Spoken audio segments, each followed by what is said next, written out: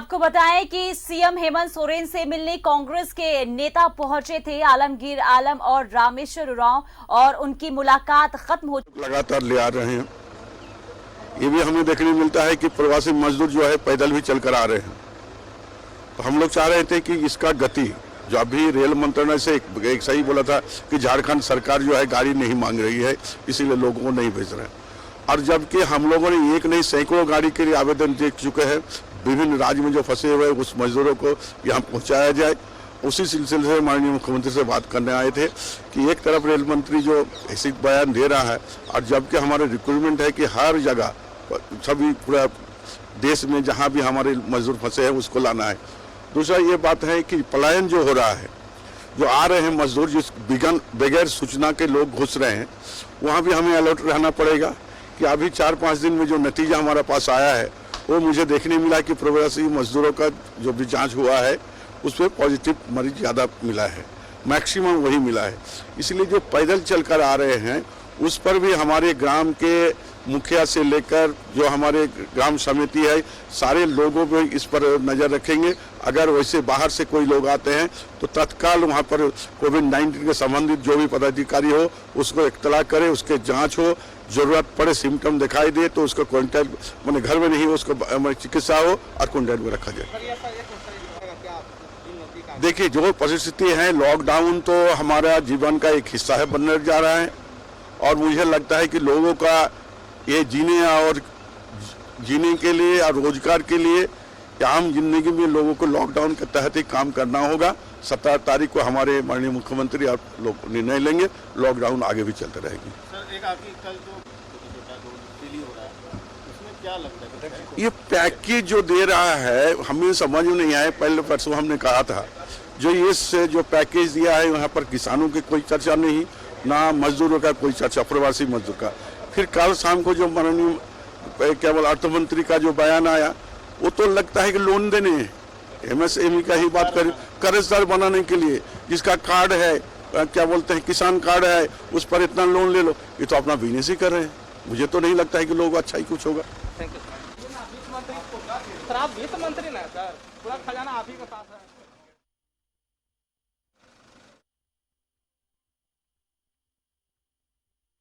उन्होंने सीएम हेमंत सोरेन से जिस तरीके से आज मुलाकात की है कांग्रेस कोटे के मंत्री आलमगीर आलम और साथ ही आप लोग तो उसमें क्या है सर, क्या है?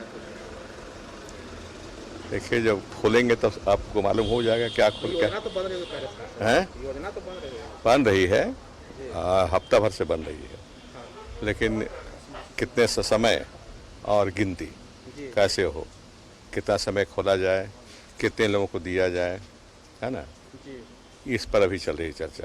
क्या कि सोशल डिस्टेंसिंग का सिद्धांत का भी पालन हो जाए और शराब बिक्री के बाद रेवेन्यू आए सरकार को। और क्या क्या चीज़ ये देखिए पूरा जानना है तो 16 मालूम हो जाएगा।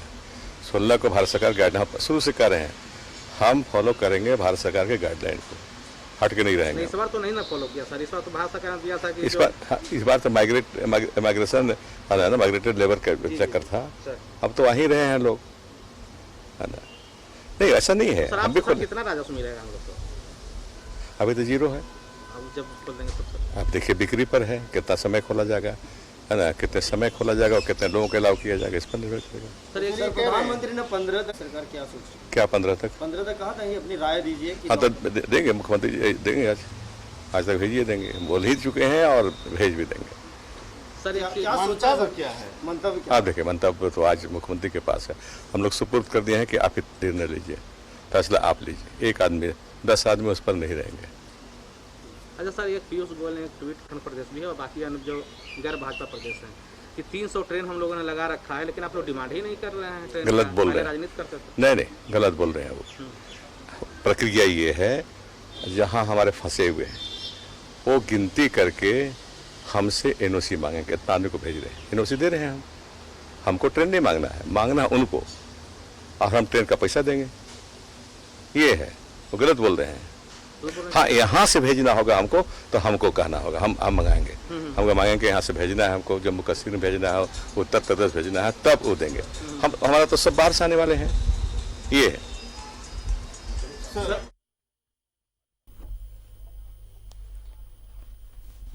तो रामेश्वर उरांव को आपने सुना, मुलाकात करके निकले हैं सीएम हेमंत सोरेन से और तमाम मुद्दों पर चर्चा हुई। जिस तरीके से लॉकडाउन की अवधि खत्म हो रही है और आगे जो है जब लॉकडाउन की अवधि पार्ट 3 ये खत्म होगी और लॉकडाउन 4 की शुरुआत होगी तो किन किन चीजों में रियायत मिलनी चाहिए, इसको लेकर चर्चा की गई। साथ ही साथ जो प्रवासी मजदूर है जिनको समस्याएं हो रही है उन पर बातचीत की गई और जो प्रवासी मजदूर हैं जो जहां फंसे हुए हैं, पैदल ही वहां से निकल रहे हैं, जब वो झारखंड पहुंचेंगे और इस दौरान जो है किस तरीके से उनकी जांच होगी, इन तमाम मुद्दों पर चर्चा की गई है। तो एक बार फिर आपको बताएं कि सीएम हेमंत सोरेन के आवास पर कांग्रेस कोटे के मंत्री रामेश्वर उरांव और आलमगीर आलम मिलने पहुंचे थे और जिस तरीके से प्रवासी मजदूरों को समस्या उत्पन्न हो रही है इस लॉकडाउन के दौरान, इन तमाम मुद्दों पर चर्चा की गई। साथ ही साथ लॉकडाउन 4 में किन चीजों में रियायत मिलनी चाहिए और किन चीजों में छूट नहीं मिलनी चाहिए, इन चीजों पर चर्चा की गई।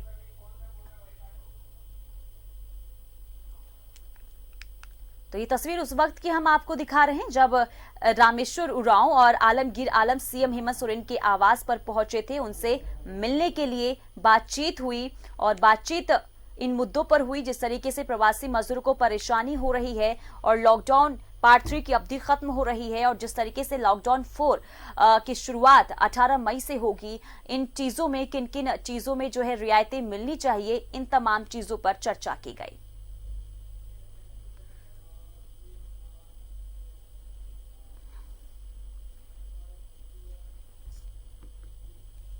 और सीधे चलते हैं, शहनवाज अख्तर हमारे साथ सीएम आवास से लाइव जुड़ चुके हैं। शहनवाज, जिस तरीके से देखिए अभी आलमगीर आलम और रामेश्वर उरांव दोनों ही मुलाकात करके निकल चुके हैं, सबसे पहले तो यही जानकारी दे शहनवाज, किन किन मुद्दों पर आज चर्चा हुई है और किन मुद्दों को लेकर जो है ये मुलाकात आज अहम मानी गई है, बताएं।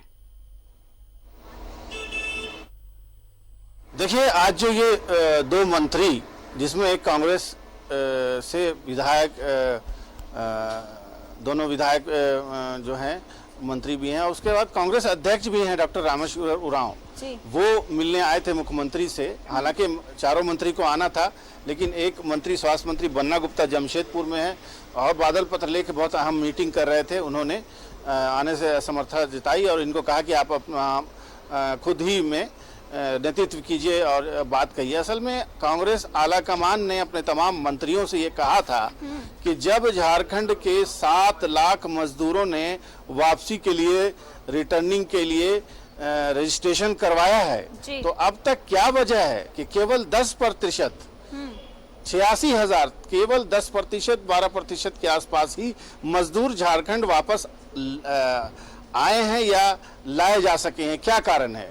क्योंकि लगातार आप तस्वीरें देख रही होंगी, देश भर में लोग हताश, निराश हो चुके हैं और कोई पैदल, कोई रिक्शे से, कोई ट्रॉली बैग से अपने बच्चों को ढोते हुए चल पड़ा है और वो अब उसको भरोसा नहीं रहा है कि 52-55 दिन, 56 दिन हो गए, अब हमारी सरकार हमको वापस लाएगी। तो ये चिंता थी सोनिया गांधी जी की। उन्होंने अपने मंत्रियों से कहा कि मुख्यमंत्री से बात करें और मुख्यमंत्री से इन्होंने बात की। मुख्यमंत्री ने कहा कि अब इसको और गति इसकी बढ़ाई जाएगी और अब तक 50-60 ट्रेनें आ चुकी हैं। अब 300 ट्रेनें केंद्रीय रेल मंत्री ट्वीट करके कहते हैं कि उनके पास तैयार हैं, वो मांग नहीं रहे हैं। तो इस पर रामेश्वर उरांव ने कहा कि उनकी बात सही नहीं है, हम मांगेंगे नहीं, हम एनओसी देंगे। वो मांगेंगे कि भाई आपके यहाँ मजदूरों से भरी एक हम ट्रेन भेज रहे हैं, तो एनओसी और पैसा राज्य सरकार देगी और देने के लिए तैयार है। तो कुल मिलाकर के इस गति को और बढ़ाना भी है। लेकिन एक बात और महत्वपूर्ण है जो आलमगीर आलम ने कही कि पलायन को भी रोकना बहुत जरूरी होगा और जो अवैध इन्फिल्ट्रेशन है, कोई बिना जानकारी के अगर प्राइवेट गाड़ी से, साइकिल से आके छुप जाएगा तो वो संक्रमण फैलाएगा। जैसा कि नतीजा देखा जा रहा है कि झारखंड के ऐसे ऐसे नुक्स एंड कॉर्नर से केसेस आ रहे हैं जहां पहले बिल्कुल ग्रीन जोन माना जाता है। तो कुल मिला के यही सब लब्बों को लबाब था। कुछ सवालात भी हम लोगों ने अपने जानकारी के लिए पूछे, जिसमें एक सवाल ये था कि लॉकडाउन बढ़ाए जाने की क्या उम्मीद लगती है आपको? तो उन्होंने कहा कि सब लोग अलग अलग बयान दें, ये अच्छा नहीं है। मुख्यमंत्री को हम लोगों ने अधिकृत कर दिया है। मुख्यमंत्री अपना मंतव्य केंद्र सरकार को भेज देंगे और केंद्र सरकार जैसा चाहेगी वो लॉकडाउन एक्सटेंशन के बारे में आगे या रिलैक्सेशन के बारे में जो भी हो अनाउंसमेंट करेगी। जी पुनीता।